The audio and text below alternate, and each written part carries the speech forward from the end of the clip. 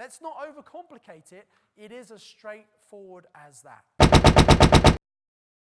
First of all, you find and assess the potential purchase lease option, okay? You've got to work out, do they need the money now, or the favorable conditions? Does it look like something could do? Yes, great.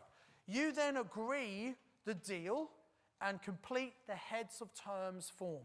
That says exactly what the deal is, okay? So you need to get that completed with the owner. And you'd get them to sign that.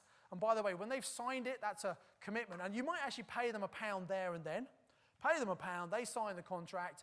That is actually a legally binding document. The problem is it's not enforceable. If it went to court and they found out you just did it on the kitchen table, they could claim you said all sorts of things and a judge might turn it over.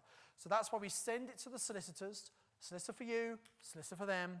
They work together, put the contracts together, okay? They do all the paperwork.